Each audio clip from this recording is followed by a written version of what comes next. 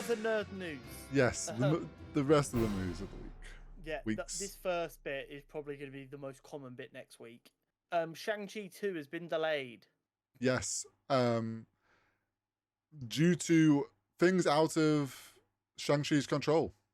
It's been delayed because it was supposed to be coming out after Kang Dynasty, apparently, was the predicted running order of things. Obviously, we saw a couple of weeks back all the Marvel delays that happened, which then seemingly has shoved Shang-Chi. Yeah. Sounds like Shang-Chi 2 is well underway or well in the process of maybe starting. Yeah. But then is now being told, like, no, it's been pushed back. Glad though, I feel like this is the first solid news we've had about a confirmed Shang-Chi 2, though. Yeah. We got told there was one being worked on and that was it. Yeah, but I'm glad that, like, it is a thing and seemingly has a very set, like, it's going to be in phase 6 or whatever. Yeah. So, shame that we have to wait that long because I really like the first one. Yeah. This bit of news coming up next, I shit you not, I saw that picture, and I spent the next 6 hours every time I saw it again on Twitter, just nudging Jenna and going, I still can't believe this is real. So, I'm, of course, talking about the Deadpool 3 still of Ryan Reynolds in his Deadpool suit and Hugh Jackman in the iconic yellow and blue. This came out in 2 parts, right? Because we saw, like, the week before, the low-res one. Well, we saw just Deadpool, Ryan Reynolds in the new Deadpool suit, of which you pinged it to me and was like, we're getting a comic accurate one. Everyone was very excited about that. And then literally this last week, we also got him and Hugh Jackman in his yellow Wolverine suit. Looks great. And they were like, everyone went wild for it. So they're like, oh yeah, here you go, have a high-res version. Yeah. There's some things that need to be discussed here. Okay. I think there's 3 main things I want to touch on. Right. The first one is vindication. I've been saying since day fucking 1, comic book accurate shoots can absolutely work in live action. Stop being a dumbass, just work it out. Yeah. Just evidence. If you can make that blue and yellow look good in live action, guess fucking what? It's easy. Just do it. Grow up. Just get a good costume designer. Yeah, exactly. Just spend money on the creative people. Let them be creative. Sorry. Number 2, if I see one more person retroactively after we've spent the last 20 years saying how phenomenal Hugh Jackman is, complain that Hugh Jackman's too tall to play Wolverine, fucking shut up. You know nothing. What? Anyone that says Hugh Jackman... No, fuck off. We've had Hugh Jackman for 20 years. Yes. Logan is only supposed to be 5'3". Hugh Jackman's like 6'3". I don't give a fuck. Yeah, we've been happy with it this whole time. Be happy that he's coming back for Wolverine one last time. Yes. And this one was a complaint for a little while, and then people realised the reason why. In the comic accurate suit, he doesn't have sleeves. Yeah, I saw that. So people were a bit like, I don't know why they're giving him sleeves. The current theory is because of Hugh Jackman's history of skin cancer. He has very fragile skin, essentially. Yeah. And being out shooting in the sun a lot, they want to protect him as much as possible, so they've given him sleeves to protect him. At which point, once that news kind of broke, everyone was like, okay, cool, fair. Do you know what my theory in my head was like? Don't get me wrong, I'm sure Hugh Jackman has got back in shape for this. Oh, yeah, no, there's a picture of him working out. But, like, massive. I was like, maybe he just was like, well, it's also the thing of, like, they take comic accurate but change it. I was just like, I kind of just accepted the fact, like, oh, they've gone for sleeves. Yeah. But yes, I couldn't believe it. I literally, I felt like I was 6 years old again. There's a few set shots of, like, Hugh Jackman obviously holding Ryan Reynolds up on wires and different things. Like, there's obviously going to be some fun. I hope, all I want from this film is Ryan Reynolds over Hugh Jackman slapping him awake. Just give me that moment and I'll be happy. The rest of the film could be shit and I'll be happy. Yeah, I honestly, I was in disbelief when I saw that suit. I just felt like this flood of emotion, like, wow, this film's going to be... Because, like, the Deadpool suit from 1 and 2 were really comic accurate. And they Yeah. just dialed it up to 11. They've made the red redder, and they've changed his belt buckle to actually look like the Deadpool mask instead of just kind of like the Deadpool mask. Yeah, they've toned down like the extra military-esque kind of aesthetic they had in the first one and the second. Like, they've kind of moved away from that and more into the comic accurate, which I'm totally for. I cannot wait. There are rumors With a lot of cameos. that we're getting a cowl for the Wolverine costume as well, with the big fins. Oh, that was sick. There are some rumors floating about. Why do I feel like it's so going to be like a Deadpool's got him a new suit, gives him the yellow, and he puts the whole thing on with the cowl, and he just goes. They both just in unison just go, no, the cowl's too much. The cowl, like, make a joke about it. It will not be there for long, purely because, like, I mean, we've all seen that. It would be so cumbersome. It's not worth it. But for a single still of seeing him fully in it, 100% worth it. That would be great. Next, what is up with Marvel? So let's just be clear. We're talking about the Black Panther game that's been announced. Yes. We were talking. It must have only been 3, maybe 4 months ago, about how Marvel have a very bad history with video games outside of Sony PlayStation games. Yep. They've never been able to get it right. They go for these weird cash grabs that never go well. They've hit gold like once since the MCU came out with the Guardians of the Galaxy game. Then we found out about a Captain America and Black Panther game set in World War II last E23. Yes. That looked promising. Mm-hmm. Then the rumours of a long-awaited Iron Man game last week, or 2 weeks ago, got confirmed to be true, with the gentleman from Guardians of the Galaxy and someone else working on that, which looks good. And now we're getting a third-person live-action story-based, no, not live-action, open-world story-based Black Panther game being made by EA's newest studio. Yeah. Wow. Now, I have a theory that the Black Panther game and the Black Panther and Captain America game I think they're both gonna end up being by EA. Potentially. I think they'll tie in. I'm all up for the Iron Man. We talked about it a couple of weeks ago. It's by the same guy that did the Guardians game, so I have hope that will do well. Obviously Spider-Man, we know that's going to be a Spider-Man ain't gonna miss, let's be honest. I'm all for more games. I worry, one, because it's EA, don't trust EA. I think they've learned from the Star Wars games that they should just let the studio do their job.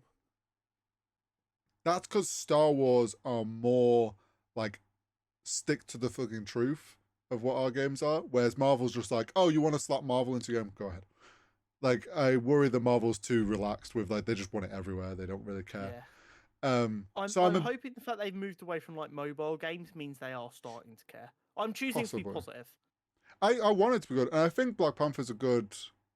They're choosing characters that aren't, like, crazy superpowers, which I think is smart. Makes it easier to, like... Balance, yeah. Make, like, a... Like we've always said, having a skill tree to unlock new abilities makes complete sense. Yeah, it's all technology. And to Yeah. be honest, Black Panther, if they're going with like how the films are, it's all like Wakanda tech. Like it's going to be a similar thing. Obviously strength and all that from being Black Panther, but yeah, I mean, I'm for it. We'll see. The proof will be in the pudding. I'm excited. Yeah. And like the only problem is if this only just been announced, I'm pretty sure they've done the thing I hate most in the entire world, which is announcing a game 4 years before it's going to be ready. Yeah, they probably. That is the thing I hate most in the world. I think it should be illegal to announce a game with more than 12 months until it's released. From the date you announce it, you have 12 months to release that game. Otherwise, you get sued $100 million a day. Do you know what I think? Studios should have to do. It's sort of like what a lot of them do, but don't announce it. Is when like job postings come out. It's like untitled Bungie game or untitled this. Just do that. Just be like EA can just be like untitled Marvel game. And it's like cool. We know we're gonna get a Marvel game in the next like 4 years. Just announce what it is near the time when it's ready to be. And I know people were getting like really antsy about an update for Spider-Man 2, but we knew they were working on it. Yeah. And then we heard nothing until like a month and a half ago when they were like, okay, it'll be out in October. Yeah, and by the way, this is how good it looks. Yeah. Perfect. That's all I want. That's all I want.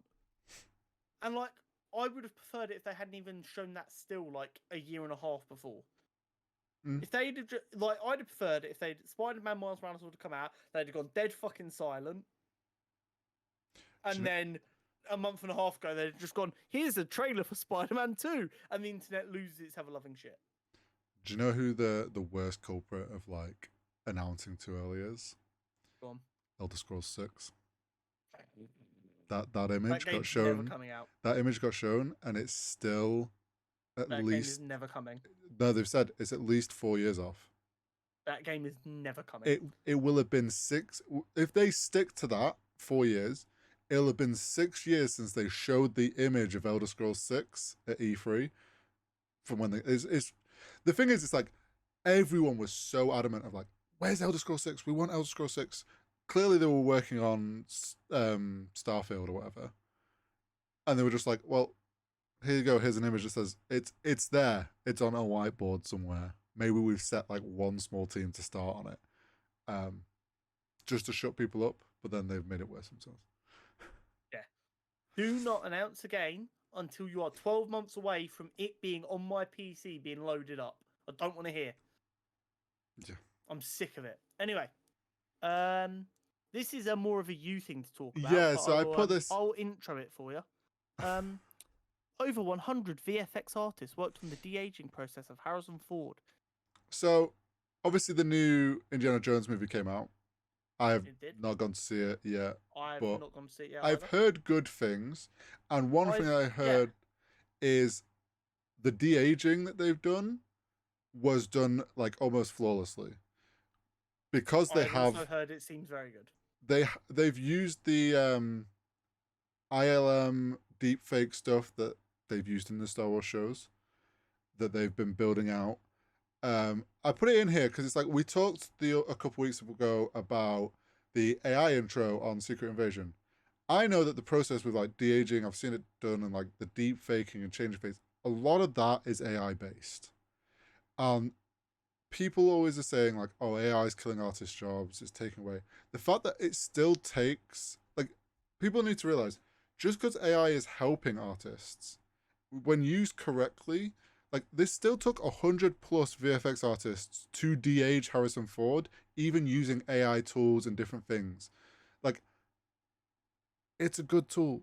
Like, it's impressive. It's not taking away from jobs. I thought it was super cool to, like, the amount of people that it took.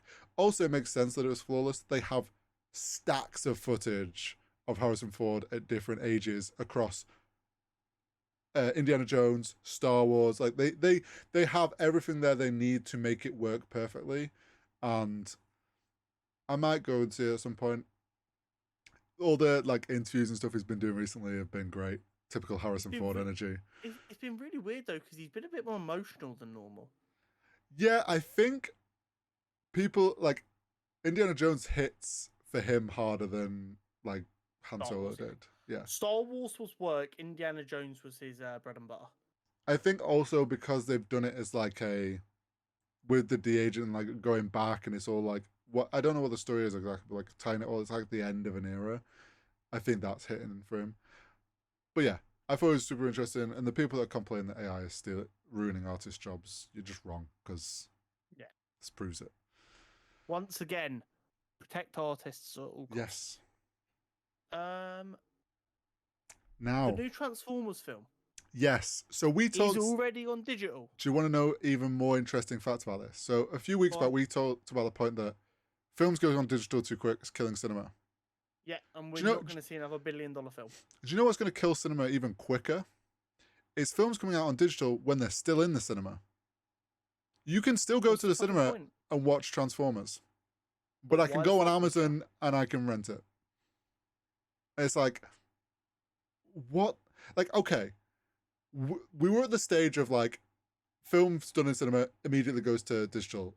Fine, we've got to accept that. That's as bad as it is for the industry. Like, it's just But like, are we really at a new low now where it's like it's coming out on digital before the film's done being shown in the cinema? Like, what? I was okay with this during COVID when restrictions were easing and you had people who were high risk who still needed to stay inside. Mm-hmm. Once that ended, it could have ended. I love the cinema. I like, as much as sometimes you'll get the annoying fucker who doesn't shut up during the film, Yeah. I love nothing more than sitting down, excited for a film with me big ass drink, me big ass popcorn, and just feeling that anticipation in the cinema. Now I go, it's me, Jenna, and a random stray dog. Oh, the amount of times I've gone and there's like, when I went to see Flash, one guy walked in, and as he came in and the adverts were starting, he's like, he looked around and he went, oh, I guess it's just us then. I laughed and I was like, yep. And he just sat down and a couple more filled in. But like, for the most part, like, it was like, but this is the thing. It's like the new Transformers we talked about when the trailer came out. Like, it looked interesting for like the more interesting one in a while from Transformers. Yeah. I maybe would have considered if I was like free. I was like, oh, maybe I would have gone to sit. Well, I don't need to now. Just wait. Like, also wild. Don't come out on disc till October. Yeah. It's like, who's going to buy it on disc? It's been out on digital for several months. I know it was a different world, and I know it was the movie event of the decade. I went to see Avengers Endgame at midnight on a Friday, the day it came out. It was a midnight showing. That cinema was full. Mm. Midnight, the day of release, that cinema screen was full. There was no room. There was not a spare seat. It was the busiest I've ever. And yes, I get it was before COVID, which changed a lot. The world wasn't so fucked with inflation. There's a bit more money going about. I get all of them factors. I do, but there is no way in 4-5 years we should go from cinema absolutely ram-packed for Avengers Endgame to Transformers going digital while still in the fucking cinema. Yeah. It's like at that point, why, like, for things like Transformers, if you're going to do that, why have you, like, just put it straight on digital? Like, what's the fucking point? I honestly think, and like, both of us are hoping to see it, but, like, I actually think Oppenheimer might be the one film that might save cinema in some way at the moment. If Oppenheimer doesn't manage to hit $1 billion, I genuinely don't think we're going to see another $1 billion film for another 10 years. I think Oppenheimer will reignite the, like, what was cinema. If that makes sense. Hopefully, anyway. But yeah. Suicide Squad is getting an anime. It is. And it was shown or teased at Anime Con, which was like a couple of weeks ago, or a week or so ago. It looks really cool. I've not seen anything from it. I've not been able to see that since I got back. I'm down. A Suicide Squad group of characters in anime action style sounds like it works. The bit of a clip that was shown, the style of it, like the visual style, looks great.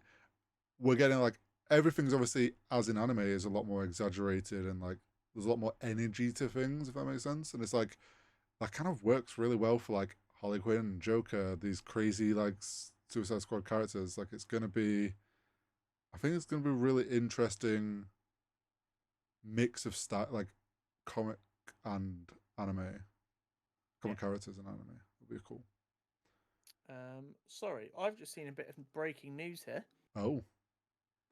Hollywood studios proposed scanning background actors using AI and paying them for 1 day's work as part of negotiation with the actors union.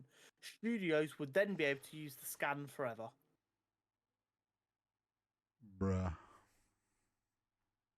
So yeah, this is why they're striking. Shit like that. They're trying. Anyway. that's oh my god, that's wild. More Superman Legacy castings have happened. Yes. I'm liking it. Dave Fillion. No, not Dave Fillion. Oh my god, I'm forgetting his first name as well. Yeah. Me saying the wrong name has fully balked me here. And Memento. It was in a tweet I sent you, wasn't it? Nathan. Was it Nathan? Thank you, Nathan Fillion. Jesus Christ. Has been cast as Guy Gardner. I think he can do the role justice, but I'm not sure if he's a good casting long term. I wish he was 20 years younger. I get you.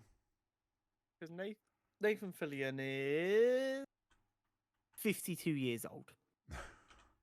Which, because we're getting a new Green Lantern show.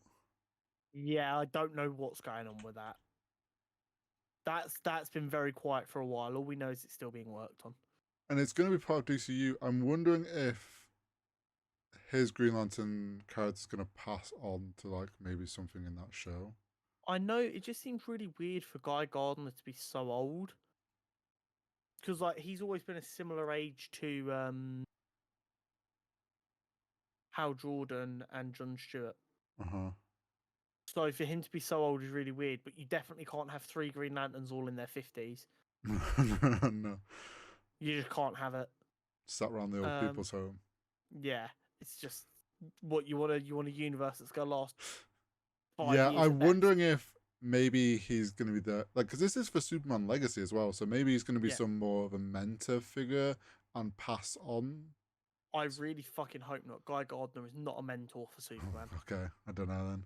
Guy Gardner is the all cops are bastards Green Lantern. He is bright orange hair. He is an arsehole. No one likes him. Batman hates him. Maybe Superman ends up butting heads with him. Well, I mean, all we know is that in this universe, heroes already exist. Superman's been Superman for a little while. The way, because people are concerned that this is just going to become a glorified Justice League film. And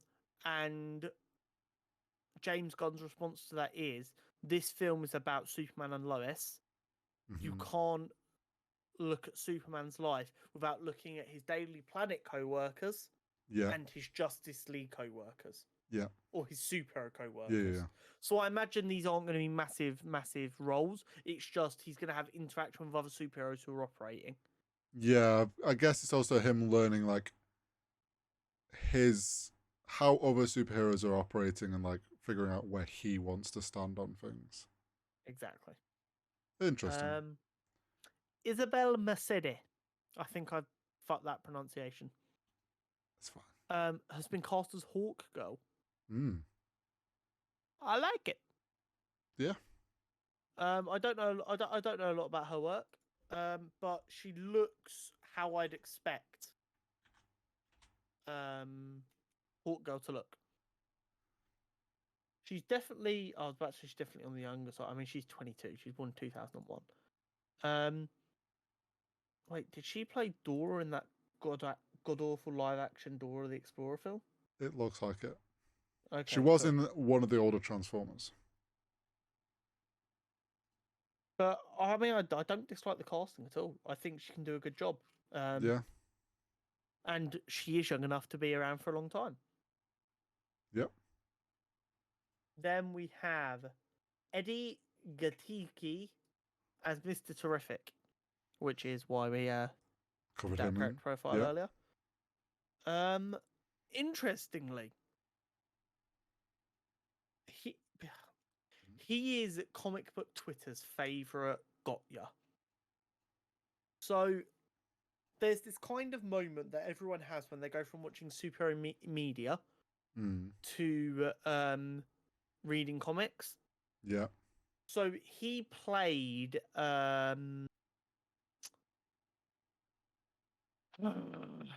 brain not working in X-Men First Class. He played forget the character's name. Darwin. Yes. In the comics, Darwin's entire thing is he cannot die. To the point where he has become death before so that he wouldn't die. Yeah, everyone was like he was misused. And then First Class killed him off pretty fucking quickly. So like there's this moment that a lot of people end up tweeting, they're like, wait, this guy can't die, they just killed him off, what the fuck? So it's kind of become a meme to this point. So he got cast as Mr. Terrific, and that meme just came back to life instantly. It's like, never forget. I like him. I don't know why when I think of Mr. Terrific, I imagine a bit more muscle. He can't be huge purely because he's supposed to be like an Olympic decathlete. And if you look at a gold medal male decathlete, Yeah, they're not going to be jacked. they need to be slim enough for certain things. But he's just a touch too slim. Yeah, but we all know that there's diets for that. I don't think he needs the full steroids. Maybe just a half dose. Just for breakfast. But I think I really like that cast, and I think he can do a really, really good job of that. And hopefully he gets like a couple of Mr. Terrific films or a series or something. Because I'm so down. Because you've got to remember, in James Gunn's plan, these actors will be the voice actors in any animated and video game stuff as well. Yes. And then Anthony Carrigan, who I know as Victor Zsasz from Gotham. Yes, he's also been quite popular in a new show called Barry. Okay. That's what I seem to see him being associated with on Twitter at the minute. Has been cast as Metamorpho, who is another hero who can change a lot of his characteristics. I don't know a lot about him. Maybe we'll cover him next week. I like these castings. As long as they're not a huge part of this film, it's not going to be a problem. When James Gunn has been very upfront about the fact that we're not going into a universe like the MCU where no heroes exist yet. Yeah. It's fine. The heroes have got to be about in the way James Gunn's telling his stories. So if Superman's having interactions with them, it's not the end of the world. I want this to feel like a comic book. I want it to feel like we're going into existing relationships and they have these little conversations. And then you get your Mr. Terrific show that goes off and discusses what he's been doing in between, and it all comes together nicely. And also, the best bit about in comic book universes, you can not read the Mr. Terrific stuff, but then when Superman re-meets up with him, you'll have enough of an idea what's happened based on their interaction. And you'll get told what you need to see if you're that desperate to have the full context. Yeah, and it also allows, like, some of these characters could maybe show up in some of the other projects, and it's like, we already, that's so-and-so. Like, they don't have to necessarily be these big characters, but setting them up now in the first film helps just down the line, where gives James Gunn some, like, options. Exactly. I don't even want to say his name again. The Disney CEO has said they're going to reduce spending on Marvel and Star Wars. That makes complete sense. They're pouring too much money in and they're not getting an improvement in quality out of it. What's the fucking point? Here's the thing, though. It's like, Star Wars, I'm surprised by, because it's been doing so well. Or at least, I suppose, we see it's doing well.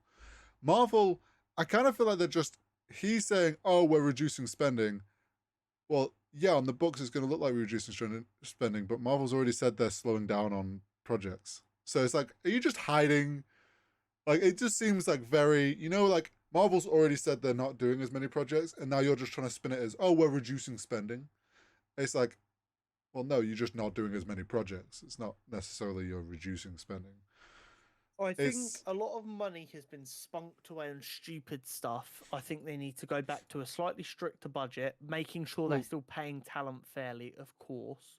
Do you know what I think it also is? Make it work.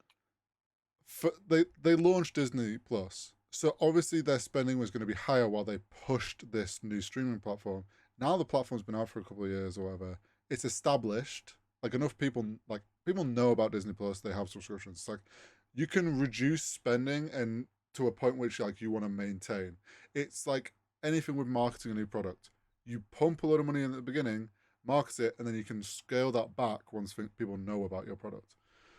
So I feel like that's just what they're doing. They're just like, they've finished doing their initial push on getting Disney Plus off the ground, and they're scaling back their two biggest franchises because it's like they're going to spread out things more. What I will say is Iron Man had $140 million budget all in. marketing, everything. Now, like Ant-Man and the Wasp: Quantumania was getting 200 million just for the film, and it was reported they spent another 200 million on marketing. I get inflation has happened in the last 15 years. I'm not dumb, but where's that money going? Super Bowl halftime adverts. Do you know what I mean? Yeah, no, they're throwing it in places they probably don't need to be. Yeah. Just engage brain a little bit more, folks, and we will find a way out of this. And cutting back budgets does not mean pay writers and actors less. I mean, maybe pay actors less. Some of the actors are getting like 30 million for 5 films. They don't need to be paid that much. But let's make sure everyone's still getting paid fairly. Let's put it that way. Yeah. We got a new Ahsoka trailer. Yes, we did. I was so excited. In kind of slight news to this, I can confirm I'm now fully diving into Rebels. I'm near the end of the first season. No, I'm near the end of the first season. Okay.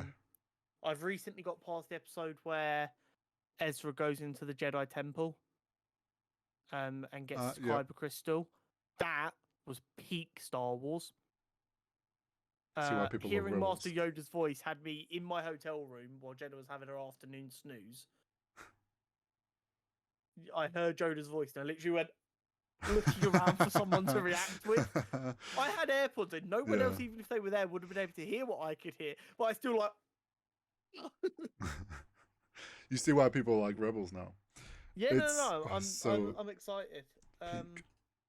I'm very excited for the trailer.